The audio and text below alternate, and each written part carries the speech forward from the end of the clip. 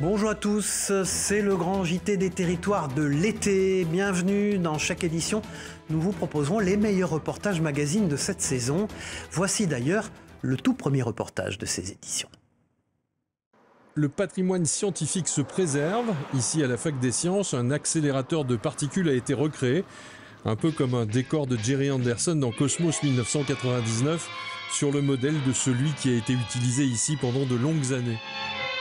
Cet accélérateur, il a été utilisé à l'université de 1985 au début des années 2000 et ensuite il a été sauvegardé et il est symbolique, cet accélérateur, parce que c'est le premier instrument qui a été sauvegardé au titre de la mission de sauvegarde du patrimoine de l'université de Limoges. Dans le cas de l'accélérateur de Limoges, on va plutôt accélérer des ions, c'est-à-dire des atomes auxquels on va enlever un électron ou plusieurs.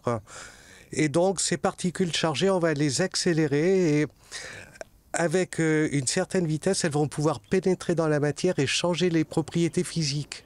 Et sur le campus, juste à côté de la reproduction de l'équipement, une fresque de vulgarisation scientifique réalisée par un enseignant-chercheur, doublé d'un illustrateur. Je faisais une thèse sur la physique-chimie des matériaux et donc on travaillait sur des matériaux qui devaient être irradiés par cet accélérateur de particules. Alors imprécisément, on envoyait des ions sur les matériaux. C'était un implanteur ionique, donc les ions arrivaient à très grande vitesse sur le matériau, pénétraient la matière et transformaient la matière pour en faire des semi-conducteurs. J'ai toujours un peu dessiné, mais c'était un hobby. Je dessinais, je faisais un peu de peinture, mais donc j'ai fait mes études, je suis devenu enseignant-chercheur à l'université de Limoges et donc je suis professeur de physique-chimie. J'ai développé des recherches à la faculté de pharmacie parce que j'ai un poste à la faculté de pharmacie. Et il y a 3 ans, 4 ans à peu près, j'ai eu envie de mélanger les deux. J'avais envie d'aller un peu plus loin en dessin et d'utiliser le dessin pour faire de la vulgarisation scientifique et parler au plus grand nombre. Les travaux menés avec ce type d'appareil ont permis bien des évolutions technologiques, notamment dans la diminution de la taille de certains composants électroniques. Et par exemple, pour faire un très bon contact entre ces petites parties de composants et les lignes, les bus qui alimentent ces composants, eh bien on va faire de l'implantation ionique et on va doper en surface ces matériaux-là pour faire des très très bons contacts. Ça, c'est peut-être le plus grand apport aujourd'hui de l'implantation ionique. J'ai toujours aimé faire ça. Dès ma thèse, j'avais raconté ma thèse sous la forme des aventures de Tron l'électron qui discutait avec les gens du laboratoire. Donc j'avais toujours envie de me lancer là-dedans et il fallait à un moment ou un autre prendre du temps et consacrer du temps pour s'y lancer. C'est ce que j'ai fait et j'aime vraiment faire ça. J'aime construire les histoires, les scénarios pour que ce soit accessible à tout le monde.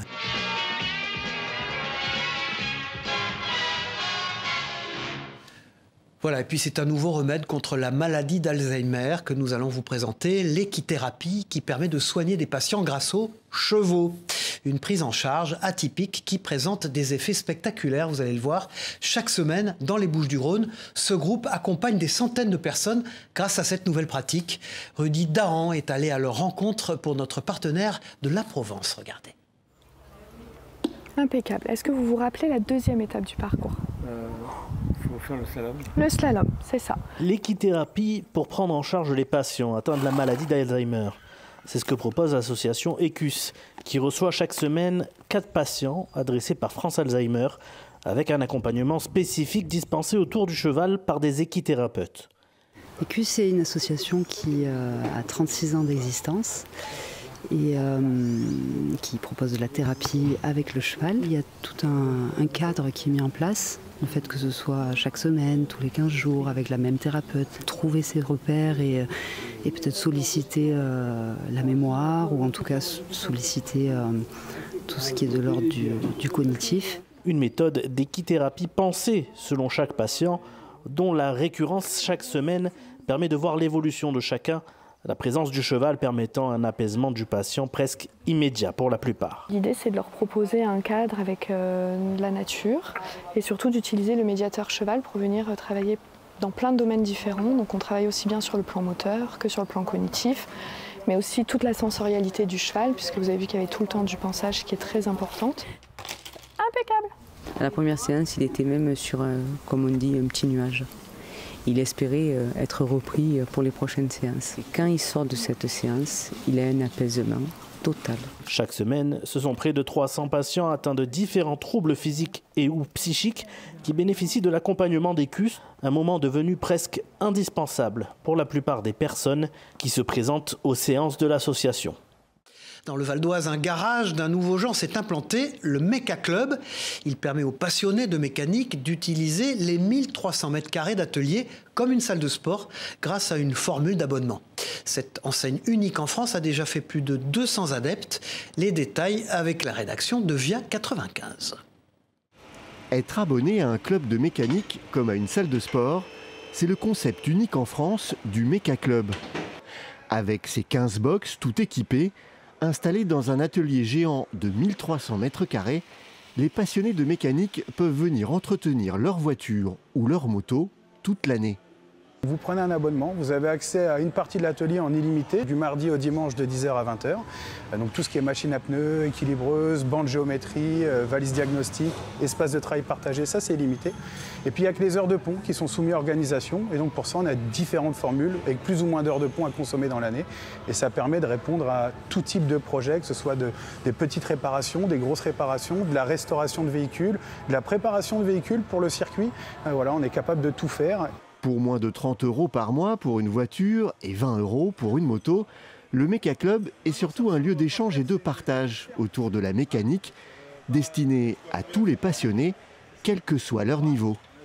90% de nos clients, c'est des novices. Pour la plupart, ils n'ont même jamais encore monté un véhicule sur un pont. Donc on leur apprend à mettre déjà un véhicule sur un pont en sécurité et ensuite de faire des vidanges, des plaquettes. L'autre niveau, c'est les pneus, la géométrie. Et puis on avance comme ça, step by step.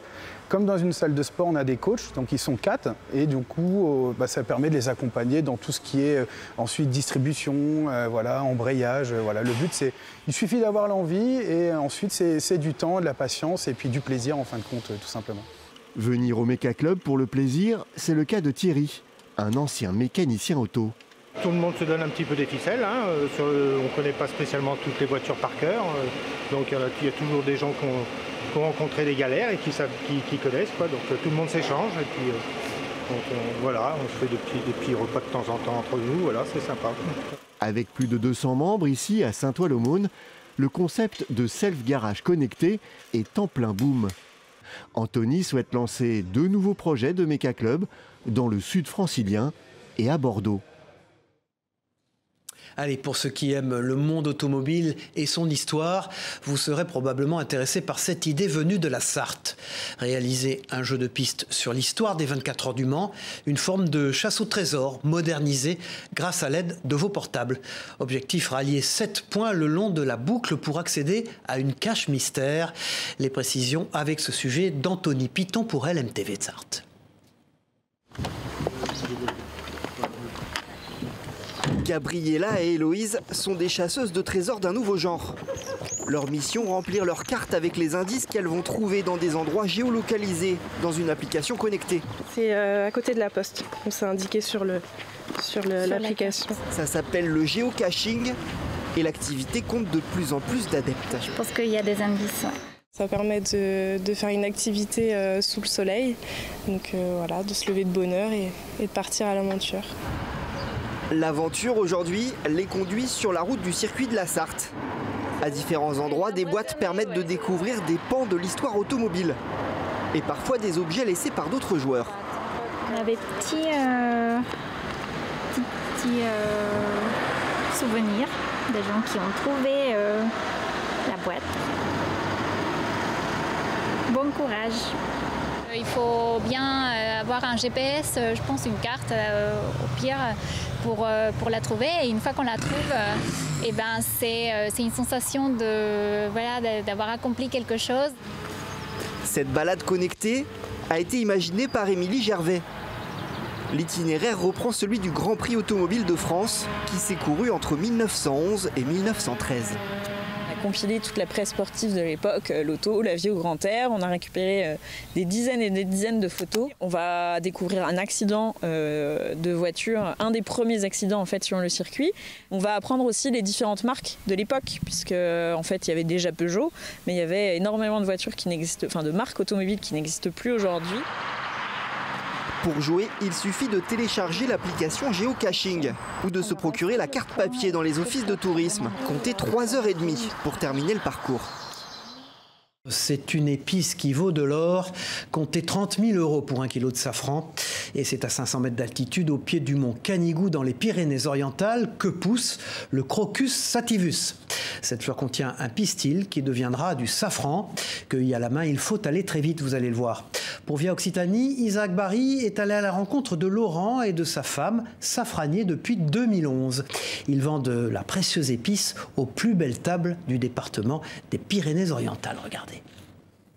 C'est dans une safranière nichée à 500 mètres d'altitude, au pied du Canigou, que pousse le Crocus sativus. Cette fleur contient du pistil qui deviendra safran. Cueilli à la main, il faut aller très vite. C'est une course contre la montre. Très vite, cette fleur doit être travaillée. C'est la fleur du jour. Donc vite, on va la ramasser. Vite, l'émonder, c'est-à-dire prélever le pistil. Vite, la sécher, la conditionner en bocaux et la laisser maturer 2 mois avant de pouvoir la consommer. Une fleur contient un seul pistil. Il ne nous faut pas moins de 200 pistils pour produire 1 gramme de safran sec pur. Safranier depuis 2011, Laurent et sa femme distribuent les plus belles tables du département des Pyrénées-Orientales. L'épice vaut cher, comptez 30 000 € pour 1 kilo. C'est pour ses bienfaits médicinaux qu'il vaut de l'or. Voilà, c'est cette lecture qu'il faut avoir.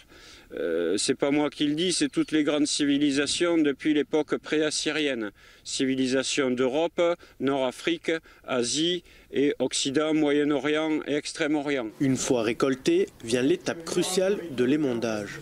La fleur de crocus, je vais aller la saigner, l'ouvrir avec l'ongle, évidemment séparer le pistil et aller le couper dans le jaune pour éviter tout déchet végétal.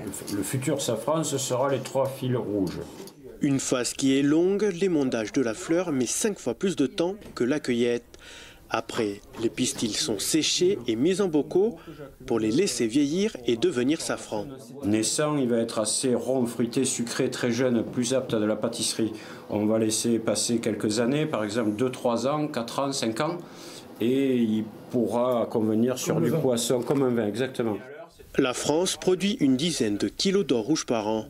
Au XIXe siècle, le pays était l'un des principaux producteurs mondiaux de safran, avec plus de 30 tonnes chaque année. Voilà, si vous découvriez votre région vue du ciel, l'idée forcément séduisante se développe près du Mans, où il est désormais possible d'accéder à la pratique du coavionnage, grâce à une plateforme d'ailleurs Internet. Des balades aériennes à réserver seules ou à plusieurs, les précisions avec ce sujet de Florian Wozniak et d'Enzo Maubert pour LMTV Sarthe. Exceptionnellement, nous quittons le département pour nous rendre dans l'Orne, à l'aérodrome de Mortagne-au-Perche, situé à 25 km au nord de Mamers. Depuis 1 an, l'aéroclub a intégré une plateforme de co-avionnage, Wingly, et propose ainsi une nouvelle offre de voyage. Avant, et encore aujourd'hui, on fait des petits vols d'initiation, mais ils sont limitants. Il y a des limites de temps et des limites de distance. Avec Wingly, on a la possibilité, en frais partagés, avec un pilote nommé par l'aéroclub, de faire des vols quasiment sans limite de temps, sans limite de distance. C'est tout à fait faisable, possible. Comptez environ 4 heures d'autonomie pour une vitesse de croisière à près de 200 km/h. Pour un vol dans ce quadriplace, le montant s'élève à 195 € par heure, des frais partagés entre les passagers et le pilote. Ça nous donne quasiment le nord de la France et une partie de la Bretagne. Et si on descend, on peut aller pareil presque jusqu'à Bordeaux. L'itinéraire de vol est donc à la carte du client. Sur Wingly, on est obligé de mettre donc une destination, des objectifs. Mais finalement, en fait, je m'adapte à ce que veulent les gens, en fait. eux, s'ils ont une destination, moi je vois si c'est possible, et puis donc je prépare le vol en conséquence. J'ai emmené des gens qui voulaient survoler des lieux de leur enfance, voilà, donc au niveau du Perche, et on est revenu un peu sur voilà, des lieux qui n'étaient pas touristiques, mais en tout cas qui étaient des lieux personnels, un petit peu intimes. Pour réserver l'un de ces vols personnalisés avec le pilote Arnaud, rien de plus simple. Il vous suffira de vous connecter sur la plateforme Winkly.io et d'y entrer votre date de départ ainsi que le lieu du décollage. Et puis direction le Grand Est dans ce journal avec ce petit coin de paradis. En 40 ans, ce couple passionné de botanique a transformé son terrain en un véritable jardin exotique. Ensemble, ils cultivent des centaines de plantes venues des 4 coins du monde. Et l'endroit est si joli qu'il est régulièrement ouvert au public. Regardez cette visite guidée que nous propose Gueltas Philippe de notre partenaire Puissance TV sur place. Depuis qu'ils se sont installés ici, ils chérissent leur bout de terre de 2500 mètres carrés. Mon père, il faisait paître des animaux. 2 extensions plus tard, le terrain d'aujourd'hui, 7000 mètres carrés, est nettement plus fourni, le résultat de 40 ans de passion libératrice. Ça m'a aidé dans ma vie, ça a été mon jardin a été mon sauveur dans mon parcours de vie. C'est apaisant, c'est créatif aussi, voilà. Ça, voilà. Et puis ça ressource.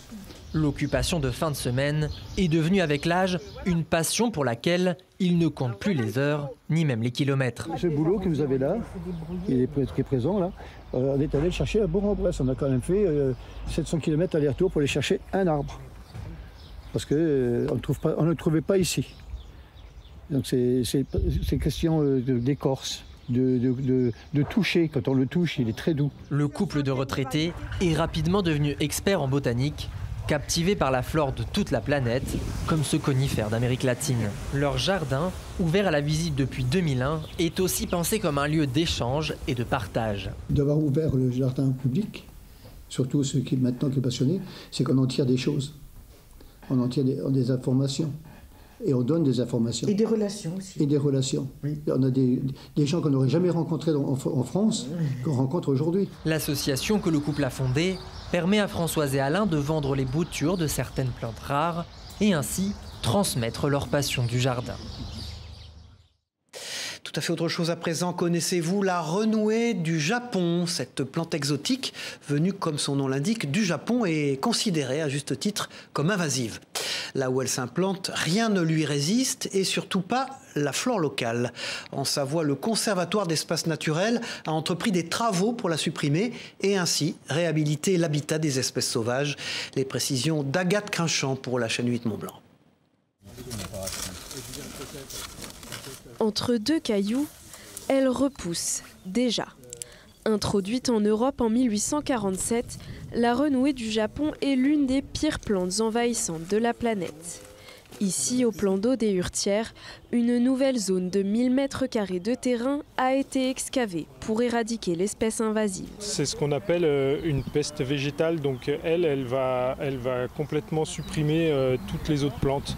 Elle a aussi des pouvoirs chimiques au niveau du sol qui empêchent les autres plantes de pousser. Des travaux entrepris dans le cadre du projet Restalp. Une application a même été développée pour signaler la présence des plantes exotiques envahissantes. Objectif, détecter leur dynamique d'expansion. Avec cette appli, on peut reconnaître et enregistrer la présence d'espèces exotiques envahissantes, des plantes qui arrivent des pays lointains. Véritable colonisatrice, la renouée du Japon prend la niche écologique d'autres espèces, synonyme de perte de biodiversité. Exemple avec cette orchis punaise, espèce protégée au niveau national. La renouée du Japon menace son existence sur la plaine des Hurtières. Et en Savoie, ce n'est pas le seul endroit qu'elle a envahi. Elle a été beaucoup amenée dès lors qu'il y a eu des travaux d'élargissement de voiries, des travaux de canalisation. Et souvent, on la colportait d'un endroit vers un autre. Ce qui fait qu'on la trouve depuis les bordures du lac du Bourget jusqu'à 1500 mètres d'altitude. J'en ai vu il n'y a pas longtemps dans les Bauges. L'idée pour nous, c'est de ne pas l'enlever partout parce que c'est peine perdue. C'est essayer sur des milieux vraiment riches où il y a des enjeux de biodiversité de pouvoir progressivement lutter contre la renouée et aussi améliorer les milieux naturels. Située sur un espace Natura 2000, une partie de ce plan d'eau est donc dédiée à la préservation de la nature. Un usage à concilier avec l'accueil des baigneurs, car c'est aussi le 3e lac le plus fréquenté de Savoie. Les rhizomes qui comportent les racines des renouées ont justement été enfouis dans le lac pour être noyés, ce qui permettra à terme de renouer avec la flore naturelle du lieu. Certains l'appellent l'incarnat, connu et reconnu pour ses qualités dans le monde entier. Le marbre rouge du Languedoc orne certains des plus beaux édifices du monde. La basilique Saint-Pierre de Rome ou le château de Versailles en est composé.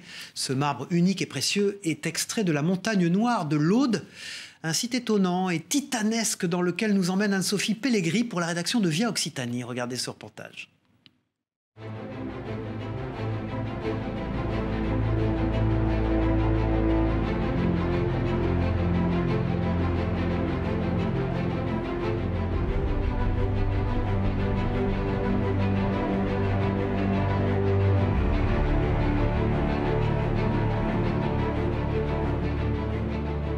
L'exploitation du marbre, c'est aussi un combat de l'homme avec la nature, d'où il tire de quoi magnifier l'homme.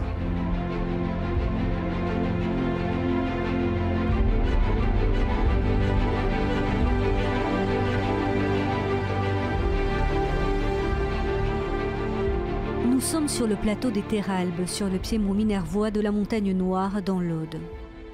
C'est d'ici que proviennent les marbres qui ornent le Grand Trianon à Versailles et la plupart des édifices religieux et maisons bourgeoises d'Occitanie.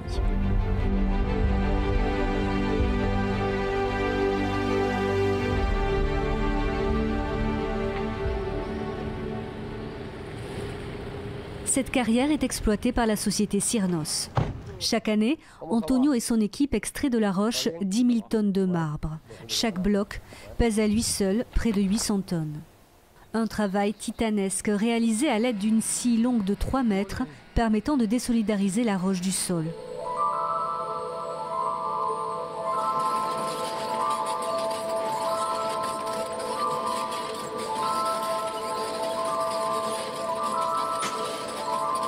Au sommet, une foreuse perce la roche haute de 15 mètres afin d'y glisser un câble. Ce câble est composé de diamants qui permettent de découper la paroi. Il faut y ajouter de l'eau, car sans eau, il est impossible de découper. On glisse le câble du haut de la paroi jusqu'en bas, on le tire jusqu'au milieu de la place. Ensuite, on met la machine en marche sur les rails. Tout doit être en place au bon alignement et que la paroi soit toujours ouverte. Tiraillé par cette machine, c'est le câble qui tranche la roche. Le final est son détachement impressionnant. En 2020, une touriste a filmé la chute d'une plaque de marbre dont les blocs étaient destinés à la rénovation de la basilique Saint-Pierre de Rome. Ça bascule. Oh là là là là. Oh, ça tombe. On appelle cette pierre l'incarnat ou marbre rouge du Languedoc. Le marbre le plus prestigieux et le plus connu en France. Grâce à la proximité du canal du Midi, l'incarnat s'exporta dans toute l'Europe, très apprécié par Louis XIV et notamment l'Église, qui voyait dans la pierre la couleur rouge de la Passion du Christ, associée au blanc, symbole de pureté. Mais il n'est pas le seul type de marbre que renferment les carrières de Cosne. Il y a le turquin, le gris, le cervelas. Au total, 17 faciès se déclinent et s'étendent dans le Minervois sur 16 km, parcourant les communes de Cosne, Villeneuve et Féline. Sous chacune d'entre elles, c'est près de 400 mètres de couches de marbre qui reposent. Le résultat d'une histoire géologique qui débuta il y a plusieurs millions d'années, lorsque la Montagne Noire n'était qu'un amas de récifs. Il y a 400 millions d'années, à l'emplacement où nous sommes ici, il y avait la mer, il y avait un océan. On a des sédiments carbonatés qui se déposent très lentement, millimètre après millimètre. C'est des coraux, des massifs de coraux, comme en bordure actuellement la barrière de corail au large de l'Australie. Petit à petit, ces fossiles et ce matériau va se transformer en roche. C'est ce qu'on appelle la diagénèse. Et si vous voulez, ça va prendre du temps. Ensuite, la tectonique des plaques qui s'est mise en place il y a 300 millions d'années, ces sédiments vont être broyés, contournés, chahutés. Et disons qu'au bout du compte, on a le marbre.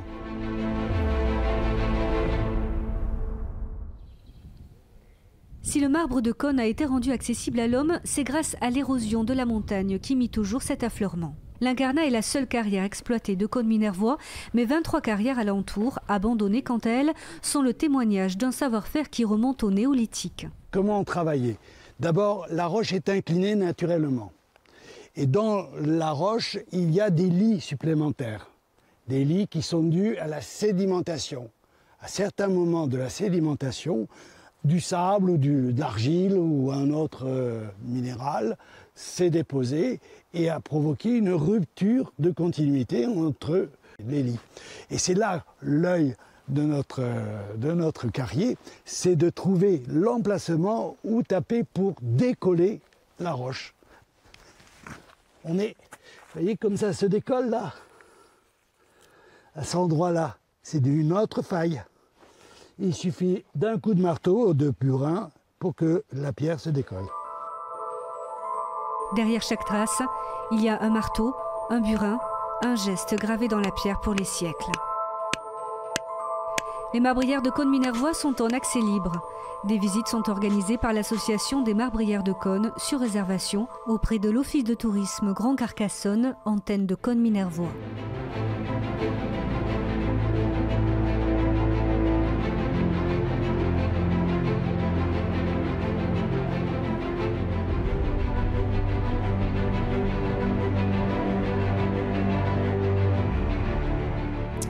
Voilà, c'est la fin de ce grand JT des territoires. Merci de nous avoir suivis. On se retrouve très vite pour une prochaine édition. Au revoir à tous.